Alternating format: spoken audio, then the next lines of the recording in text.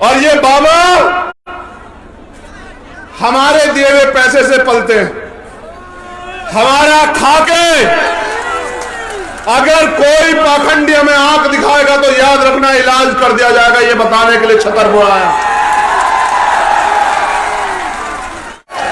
वहां धर्म नहीं धंधा चलता है, आप धंधे में शामिल ना हो। धंधा बंद, दुकान बंद। इस बार पर्ची यहां नहीं निकलेगी, वहीं निकलेगी जिनकी निकलनी है। पर्ची निकली ना अपने। हम इनके आप पैसे देते हैं, आप चेक करो। और मैं तो चैलेंज से कह रहा हूं कि बदलेगी सरकार, तुम्हारी एक एक संपत्ति की जांच ना कराई तुमने, किस तरह मान लो कि जमीन दबाई दलित पिछड़ों की, तब मैं तुम्हें बताऊंगा, याद रखना।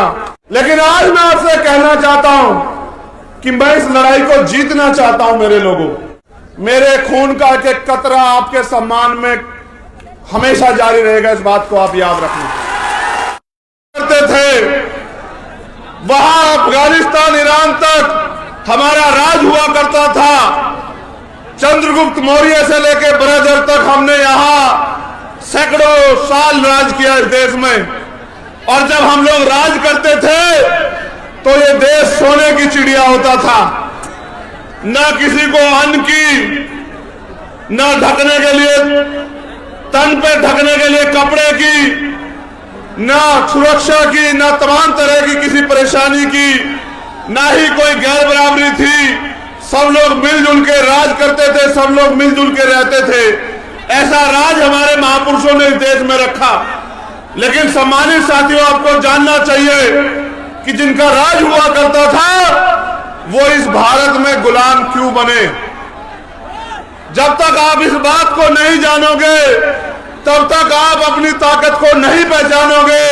जब तक आप अपनी ताकत को नहीं पहचानोगे तब तक आप अपनी हिस्सेदारी को लेने के लिए नहीं खड़े हो सकते। इसलिए आपको इतिहास जानना बहुत जरूरी। मैंने आपसे अपील की थी कि आप बैठ जाओ, बहनें बैठी हैं वहां, इससे समझौता नहीं कर पाऊंगा। बहनों के सम्मान से सब कुछ बर्दाश्त कर सकता हूं, लेकिन मां बहनों के सम्मान से समझौता कोई बर्दाश्त नहीं करूंगा, ये बात याद रखना। आप जानते हैं, एक मेरे परिवार में जब मेरी बहन की शादी पे जो अपमान हुआ, वो अपमान मुझे खींच ला छतरपुर की धरती पे।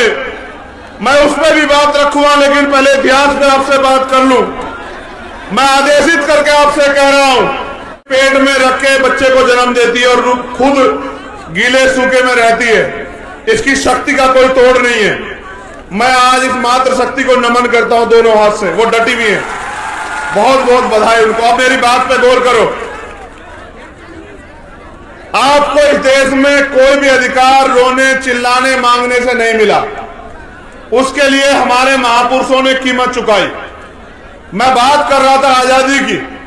जब देश आजाद हुआ, व्यवस्था के कारण जो लोग गरीब थे वो गरीब रहे और जो अमीर थे वो अमीर रहे। पहली जो अंतिम सरकार बनी उसमें चुनाव नहीं हुआ, वो चुनाव हुआ बिना चुनाव हुए सरकार बनी। नेहरू जी प्राइम मिनिस्टर बने और जब उनकी सरकार बनी उन्होंने वादा किया कि हम संविधान को पूर्ण रूप से लागू कराने का काम करेंगे। और आज तक भी हम इस उम्मीद पे हैं कि कब संविधान पूर्ण रूप से लागू होगा, क्योंकि दुनिया का अगर सबसे बेहतरीन संविधान कहीं है तो वो कॉन्स्टिट्यूशन ऑफ इंडिया है, वो भारत का संविधान है। आगे बढ़ो। लड़ाई यहां तो शुरू हुई थी, फिर जो गरीब था सरकार ने सब लोगों को रोजगार नहीं दिया, क्योंकि भारत में सरकारी और प्राइवेट 7% रोजगार है, 2% सरकारी और 5% प्राइवेट। उसके बाद लोग खेती करते हैं, मजदूरी करते हैं। लेकिन हाल क्या है, सारे लोगों को 30 दिन मजदूरी नहीं मिलती, सारे किसानों को फसल का उचित दाम नहीं मिलता, किसानों पे प्राकृतिक मार होती है। यानी कि सरकार ने किसी भी तरह इस इतने बड़े समाज को अपने पैरों पे खड़ा होने के अवसर नहीं दिए। थोड़ी बहुती अगर अवसर मिले तो वो बाबा साहब अम्बेडकर के संविधान में जो आरक्षण व्यवस्था थी, उस आरक्षण व्यवस्था के कारण जो कुछ नौकरियां मिली, उससे हमारे लोग अपने पैरों पर खड़े हुए। इसलिए जब हमारे लोगों ने अपने महापुरुषों की बात मान के पढ़ना शुरू किया, मंदिर को छोड़ के स्कूल जाना शुरू किया, तो इनमें चर्चा हुई कि अगर ये पढ़ लिख जाएंगे दलित, पिछड़े, आदिवासी, अल्पसंख्यक समाज के लोग, तो ये तो कुर्सी पे बैठ जाएंगे। अगर ये कुर्सी पे बैठ जाएंगे तो ये राज करेंगे, और अगर ये अपनी वोट की ताकत को समझ गए तो हम इस देश में इनके अधीन हो जाएंगे। 56 के बाद जब बाबा साहब अम्बेडकर ने बौद्ध धर्म की दीक्षा ली, तब जाके ये सत्संग और धार्मिक आयोजन होने शुरू हुए। उसके बाद हमारी बहनों को, माओ को, चाची ताइयों को, बुजुर्गों को किस तरह से धार्मिक आडंबर में फंसा के, उनको शिक्षा से दूर करके, जो गरीबी, बेबसी, इनकी व्यवस्था में जो संसाधनों का वितरण गलत तरीके से हुआ, गैर बराबरी कारण हुआ, जो गरीबी हमारे लोग झेल रहे थे, उससे दूरी होने का इन्होंने रास्ता बताया कि आप हमारे सत्संग में आओ, हम यहां से आपकी गरीबी दूर कर देंगे, आपकी बीमारी दूर कर देंगे, आपके बच्चों को रोजगार दे देंगे, आपकी समस्याओं का हल कर देंगे। जो समाज हजारों साल गुलामी में रहा था, उस समाज को लगा कि हो सकता है इन आश्रमों में जाके, इन सत्संग में जाके, मंदिरों में जाके और तमाम तरह के धार्मिक आयोजनों में जाके शायद हमारी मुक्ति हो जाए। अपनी गरीबी को खत्म करने के लिए, अपनी बेरोजगारी को खत्म करने के लिए, अपने परिवार में जो बीमारी आ गई है, उस बीमारी को खत्म करने के लिए वो इन बाबाओं के पास जाते हैं। और ये बाबा हमारे दिए हुए पैसे से पलते हैं। हमारा खाके अगर कोई पाखंडी हमें आंख दिखाएगा तो याद रखना, इलाज कर दिया जाएगा, ये बताने के लिए छतर बुलाया। हम इनके आप पैसे देते हैं, आप चेक करो। और मैं तो चैलेंज से कह रहा हूं कि बदलेगी सरकार। तुम्हारी एक एक संपत्ति की जांच ना कराई, तुमने किस तरह हमारे लोगों की जमीन दबाई दलित पिछड़ों की, तब मैं तुम्हें बताऊंगा, याद रखना। क्या तुम अभी की सरकार के भरोसे बैठे हो? याद रखना, निजाम बदले। ये बैठो, फिर नालायकी करने लगे हो, बैठ जाओ अपनी जगह। ये व्यवस्था करने का काम पुलिस के लोगों का था। ये बैठे तमाशा देख रहे हैं, तनख्वाह हमारे लोग टैक्स से लेते हैं। अगर ऐसा ही आयोजन सरकार के लोगों का होता तो यहां खड़े होते बीच में और ध्यान रख रहे होते। चिंता मत करो, बदलेगी सरकार, इनकी सुरक्षा करते नजर आओगे आप लोग कुछ दिन बाद, ध्यान रखना।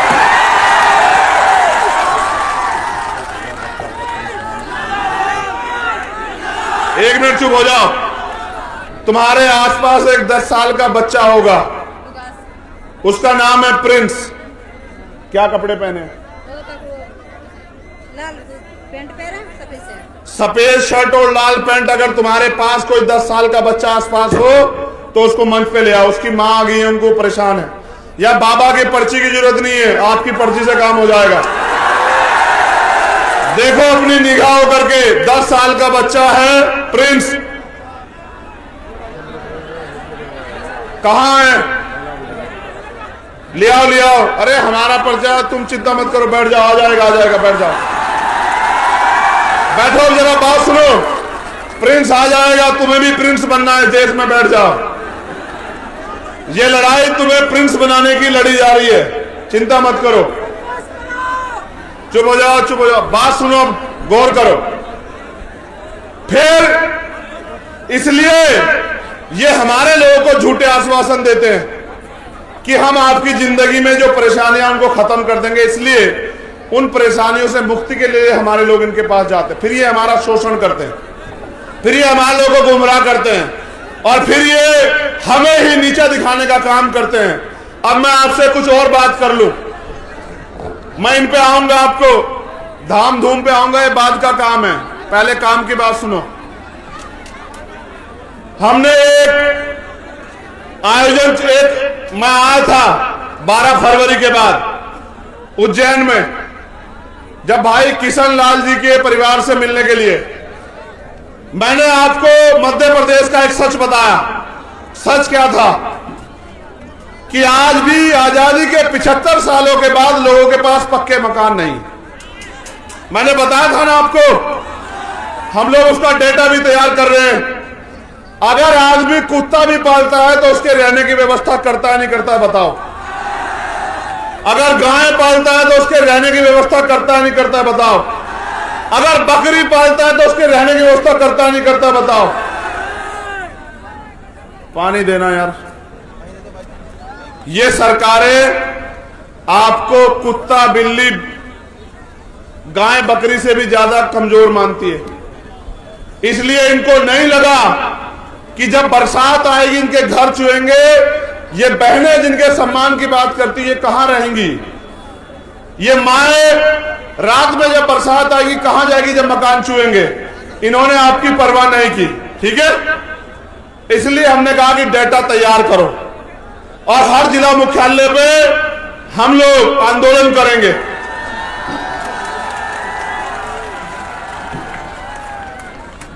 और अगर फिर भी सरकार नहीं मानी तो हम मुख्यमंत्री का घेराव करेंगे भोपाल जाके और मध्य प्रदेश के हर घर को जो कच्चा मकान है उसको पक्का मकान दिला के रहेंगे। ये हमारा वादा। जब मैं आपके अधिकारों की बात करूंगा ये आपको गुमराह करने की बात करेंगे। फिर पहले डाटा तैयार होने के बाद अगला रास्ता भी आपको बता रहा हूं, गौर से सुनना। इस देश की सारी सरकारी जमीनों पे, क्योंकि आजादी के बाद मैंने आपको कहा कि किसी को अवसर नहीं दिया गया कि वो अपने पैरों पे खड़ा हो जाए, वो सारी सरकारी जमीनें हमारी है। काशीराम साहब हमारे नेता जिनकी जयंती हमने मनाई अधिवेशन के रूप में, वो कहते थे जो जमीन सरकारी वो हमारी। इसलिए हम जो अगला आंदोलन चलाएंगे हमारे नेता लोग सुन लो कि हर व्यक्ति को खेती करने योग्य भूमि मिलनी चाहिए, हर परिवार को जमीन मिलनी चाहिए। आंदोलन हम लोग चलाएंगे।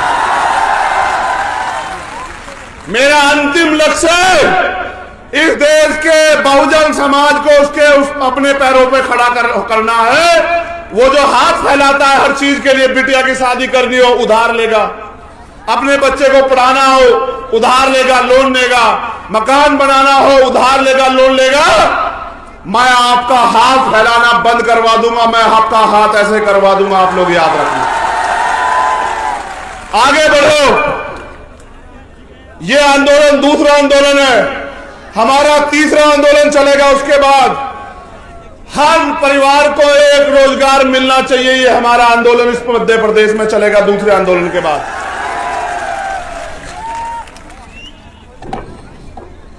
उसके लिए भी हम लोग इसी तरह से सरकार को मजबूर करेंगे। फिर आगे बढ़ो। अगर ये सरकार नहीं देगी तो मैं आपसे कहना चाहता हूं मेरे बहुजन समाज के लोगों, आप पे दो रास्ते हैं। चाहे तो बैसाखियों के सहारे रहो, चाहे किराए के मकान में रहो, या फिर अपने आंदोलन को इतना ताकतवर करो कि यहां इस मंच पे बैठे आपके बीच में बैठे गरीब के बेटों को भी आपकी लड़ाई लड़ने का अवसर मिले।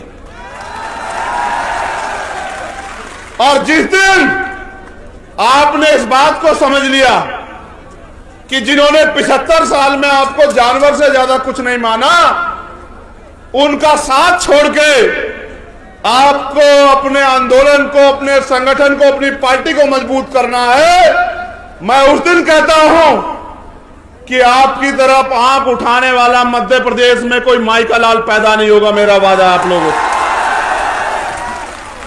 क्या दोबारा किसी सेना ने कहा कि हम आंदोलन करेंगे आपके अधिकार के खिलाफ? एक बार आपने ताकत दिखाई, एक बार में सबको पता लगा कि इनको मत छेड़ना। एक बार आपने ताकत दिखाई थी 2 अप्रैल को। मैं इस मध्य प्रदेश की भूमि को नमन करता हूं। यह क्रांतिकारियों की भूमि है, इतिहास गवाह है। बुंदेलखंड हो, ग्वालियर हो, मुरैना हो, डबरा हो, आप लोगों ने 2 अप्रैल का आंदोलन भी अपने खून से सींचने का काम किया। आपका कोई तोड़ नहीं है मेरे बहुजन समाज के लोगों। मैं आपसे ये कहने आया हूं, आप ये बताओ पूरी ईमानदारी से, जब ही आपके अधिकारियों के खिलाफ आंदोलन इस प्रदेश में हुआ, क्या कोई नेता आपके पक्ष में बोला? अपने सच्चे मन से हाथ उठा के बताओ, बोला या नहीं बोला? नहीं बोला ना। यानी कि अगर आपके अधिकार छीन में जाएंगे तो नेताओं को फर्क नहीं पड़ता ना। पहली बात, जब अब मेरे परिवार का यहां अपमान हुआ इसी छतरपुर की धरती पे, और एक गुंडा मेरे परिवार को अपमानित करता है, डराने का काम करता है, आप बताओ कोई नेता बोला आपके पक्ष में जब तक भीम आर्मी नहीं खड़ी हुई? यानी कि जिन्हें आपके मान सम्मान से भी मतलब नहीं, जिन्हें आपके वजूद से भी मतलब नहीं, आपको उनको ताकत देनी भी बंद करनी पड़ेगी मेरे बहुजन समाज के लोगों, वरना वो आपसे ताकत लेंगे। देखो, गौर करो मेरी बात पे, आप जिसको वोट दोगे वो ताकतवर होगा, ठीक है? जो ताकतवर होगा वो अपने बच्चों को ताकतवर करेगा। आप मुझे वोट दोगे, कौन ताकतवर होगा? मैं ताकतवर होऊंगा तो तरक्की किसकी होगी बताओ? ना मुझे यहां से विधायक बनना, ना मुझे यहां से एमपी बनना, ना मैं यहां मुख्यमंत्री बनना चाहता हूं। मैं तो आप लोगों को आपके पैरों पे खड़ा करने के लिए यहां मध्य प्रदेश में आया, बस। क्या मैं इस सरकार के आगे हाथ फैला रहा हूं अपनी किसी मांग के लिए? ना मुझे कोठी चाहिए सरकार से, ना बंगला चाहिए, ना सुरक्षा चाहिए, ना इनका कोई साधन चाहिए, मगर मुझे एक चीज चाहिए। हजारों साल मेरे लोग अब इस देश में अन्याय का सामना करते रहे, और मेरे रहबर बाबा साहब अम्बेडकर अपने 4-4 बच्चों कुर्बानी देके गए। मान्यवर काशीराम साहब ने अपना पूरा जीवन लगा दिया। ये है प्रिंस, प्रिंस को एक एक करके आगे भेजते जाओ, बहुत बहुत, और बैठे रहो। देखो, पता लगाना किसके पर्चे में ज्यादा दम है। प्रिंस के लिए रास्ता बना दो, बहुजन समाज के योद्धाओं रास्ता बनाओ।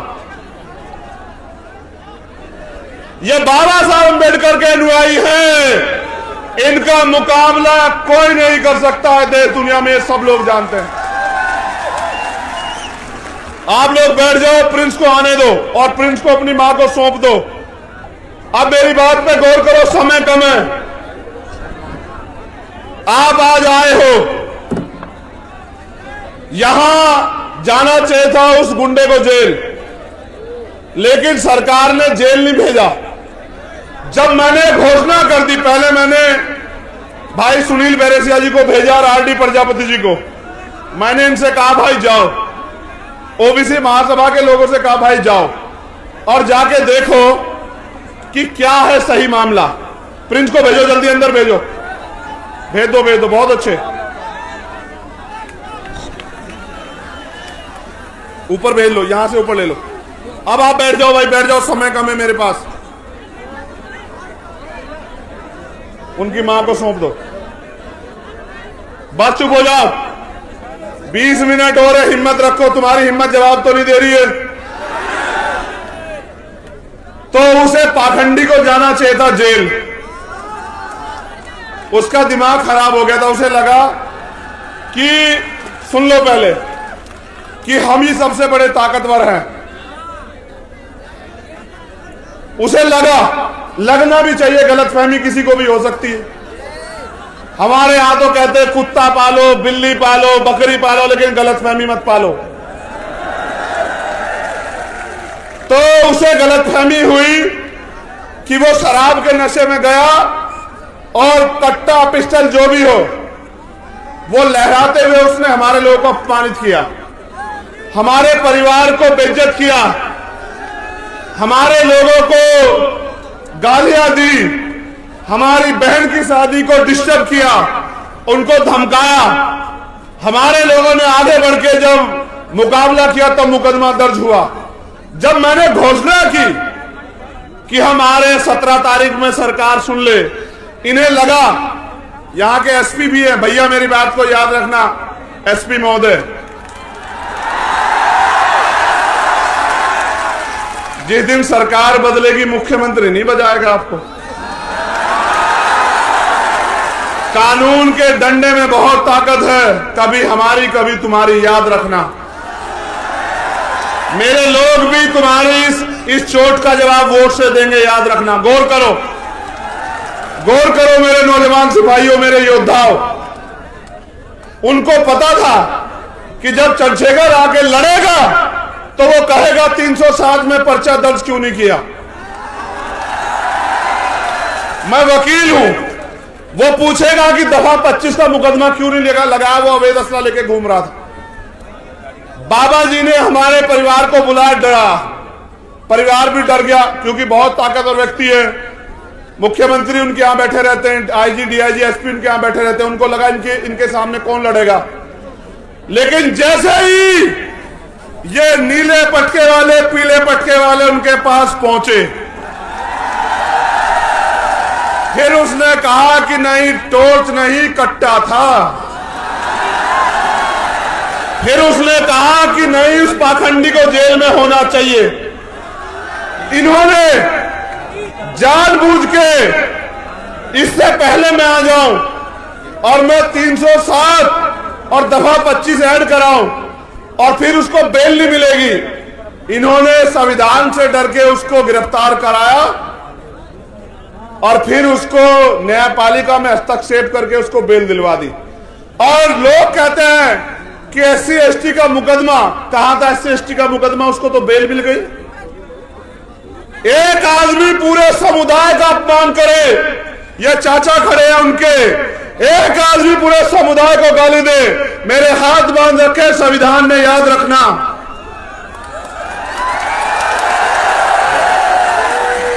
अगर संविधान को ना मानता तो तुम्हें बताता कि अपमान कैसे किया जाता है, याद रखना मेरी बात को।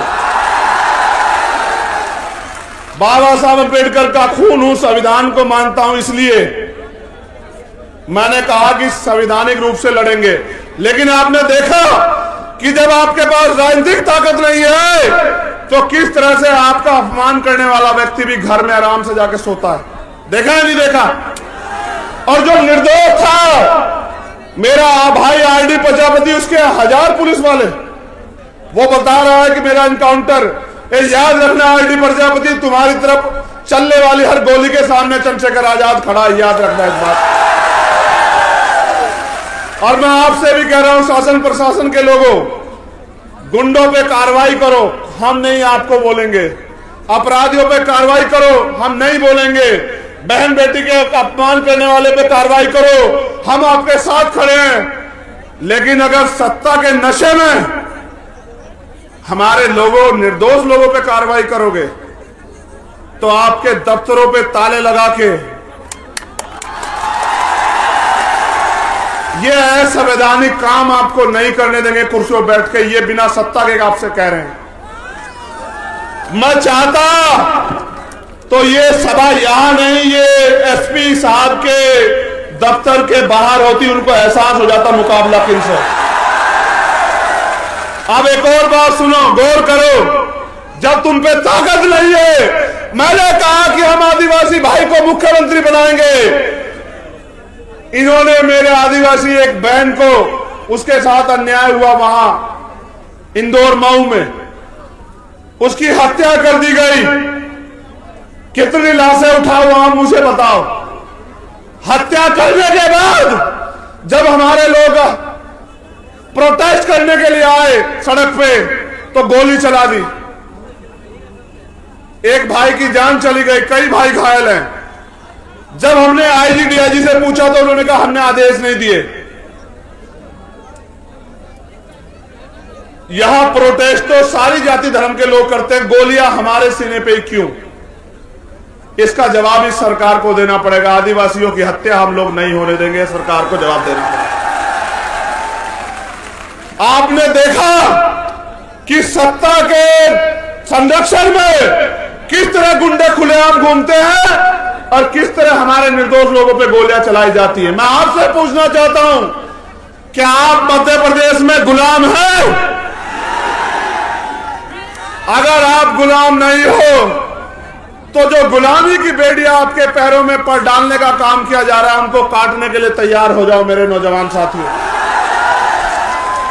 क्या आप नहीं चाहते कि यहां हम लोग स्वाभिमान सम्मान से जिए मध्य प्रदेश में? क्या आप लोग नहीं चाहते कि किसी बहन का अपमान ना हो? बताओ, चाहते नहीं चाहते हो? क्या आप नहीं चाहते आपको रोजगार मिले? क्या आप नहीं चाहते महंगाई खत्म हो? क्या आप नहीं चाहते कि आपको पक्के मकान मिले? क्या आप नहीं चाहते कि आपको जमीन मिले? कौन दे सकता है ये तो आपको बताओ। वोट उनको दोगे, मैं कहां से दे दूंगा कुछ? देखो, जब एक गरीब का बेटा अपने लोगों की लड़ाई लड़ने के लिए खड़ा होता है तो बहुत लोगों को तकलीफ होती है। ये आपके बीच का प्राइमरी स्कूल के हेडमास्टर का बेटा आपकी ताकत से, आपने दी ताकत दी, आपने सम्मान दिया कि आज इनकी आंखों में चुभने लगा है। मैंने कभी आपको निराश नहीं किया। आप जानते हो नहीं जानते हो इस बात को। मैं पहले कभी आपके बीच ये भी कहने नहीं आया कि मुझे वोट दो, लेकिन आज मैं आपसे कहना चाहता हूं कि मैं इस लड़ाई को जीतना चाहता हूं। मेरे लोगों, आप बताओ, क्या आपको आपके खून पे भरोसा नहीं है? क्या आप नहीं चाहते कि अब आपको स्वाभिमान सम्मान का जीवन मिलना चाहिए? आप नहीं चाहते एससी एसटी ओबीसी के कर्मचारियों को प्रमोशन में रिजर्वेशन मिलना चाहिए? आप नहीं चाहते कि बैकलॉग भर के आपको नौकरी मिलनी चाहिए? क्या आप नहीं चाहते सरकारी ठेकों में आपको लाइसेंस, सरकारी ठेकों में आपको आरक्षण मिलकर आपको अवसर मिलने चाहिए? इसका एकमात्र रास्ता है जो मान्यवर काशीराम साहब ने दिखाया कि आपको बहुजन समाज में भाईचारा पैदा करके, जैसे मैंने इनसे कहा, आपको एक तो अपना दिल बड़ा करना पड़ेगा। जाति हमारे महापुरुषों ने तो नहीं बनाई, जाति हमें बांटने के लिए बनाई गई। हम इस बात को जानते हैं, मानते हैं। तो हमें दलित, पिछड़े जो 6743 जातियों में बटे हुए हैं, आदिवासी और धार्मिक अल्पसंख्यक, उनके हाथ पकड़ने पड़ेंगे। और ये हमारी एकता को रोकने के लिए हमें लड़ाने का काम करेंगे, घटनाएं कराएंगे। ये मेरी ताकत को कम करने के लिए, आपके भविष्य को कमजोर करने के लिए लड़ाने का काम करोगे। मैं आपसे पूछना चाहता हूं, मेरे कौम के लोगों, आपस में लड़ोगे तो नहीं? दोनों हाथ उठा के बताओ, एक से नहीं मानूंगा इस बार। लड़ोगे तो नहीं आपस में? चलो एक बार और बैठो। अगर इन ओबीसी वर्ग के मेरे भाइयों पे आंच आएगी तो इनका साथ दोगे? अगर मुस्लिम भाइयों पे आंच आएगी उनका साथ दोगे? अगर जैन, सिख, बौद्ध, ईसाई पे आंच आएगी, पारसी पे, उसका साथ दोगे? अगर देश की किसी भी महिला पे, किसी भी जाति धर्म की हो, अन्याय होगा, उसकी लड़ाई लड़ोगे? ये तुम में मानवता है, तुम में मानवता है। तुम सबका सम्मान करते हो, लेकिन याद करो, हाथरस में जब हमारी बहन को जलाया गया, जिनकी सरकार यहां है उनकी सरकार वहां थी, और फिर उसमें न्याय के लिए इन्होंने किस तरह का हस्तक्षेप किया आपने देखा? क्या आप इन्हें माफ कर दोगे? क्या आप इनको आजादी दोगे कि अगले 5 साल ये मेरे लोगों की खून से होली खेले? क्या आप इनको आजादी दोगे कि ये मेरी मां बहनों को बेइज्जत करे, उनका शोषण करे, उनको मारने की आजादी दोगे इन्हें? अगर आजादी नहीं दोगे तो आजादी लेने का काम करो मेरे लोगों। आपको आजादी इस मुल्क में तभी मिलेगी जब इस देश की, इस प्रदेश की राज सत्ता आपके हाथ में आएगी। वोट आपका है तो राज किसका होना चाहिए बताओ? जब वोट आपका है तो राज किसका होना चाहिए बताओ? जब आपका राज आएगा, सोचो, आपका राज आएगा तो यहां अगर सभा होगी तो कुर्सियां लगी होंगी या जमीन पर बैठना पड़ेगा बताओ? देखो, मैं धन्यवाद देता हूं यहां के एक एक कार्यकर्ताओं का, दोनों हाथ जोड़ के धन्यवाद देता हूं। आपने अपने पैसे का सही प्रयोग करके इस सभा को सफल बनाया। आपने जवाब दिया उनको जो ये कहते हैं कि एक गरीब का बेटा आगे नहीं बढ़ सकता, उनको जवाब दिया। आप मोटरसाइकिल पे आए, पैदल आए, और मैं जानता हूं, मैंने देखा भूखे पेट आए, मैंने देखा भूखे पेट आए हो, मैंने देखा। आप इस जगह कम पड़ी है, आप अपने पैर पे खड़े हो। मेरे खून का एक एक कतरा आपके सम्मान में हमेशा जारी रहेगा, इस बात को आप याद रखना। एक कहावत है पंजाब में, सुनोगे? सुनाऊं? कहावत है, मन पक्के दूध दा कीपा, मन पक्के दूध दा कीपा, अगर कटड़े लू चुंगन नहीं मिलिया। इसको हिंदी में समझ लो, उस वोट का क्या फायदा? पहले उसको समझा दो। मन पक्कन दूध यानी कि इतने सारे दूध का क्या मतलब, क्या फायदा अगर कटड़े को, भैंस के बच्चे को चुंगने को ना मिले, उसका पेट ना भरे। इस आपकी वोट का क्या फायदा होगा अगर आपकी सरकार, आपकी सत्ता ना आए? आप बताओ। वोट आपकी सरकार उनकी ये नहीं चलने दो मेरे लोगों, वो आपके बदन से खाल खींच लेंगे। वो ये क्या करेंगे बताओ? वो कल आएंगे आपके मकानों पे कागज लेके कि खाली करो, खाली करो, ये जमीन सरकार की है, बुलडोजर चलेगा। उनका बुलडोजर को भी जवाब देंगे। लेकिन आप पे मौका आ गया, आप यहां आए हो तो यहां से प्रण लेके जाना।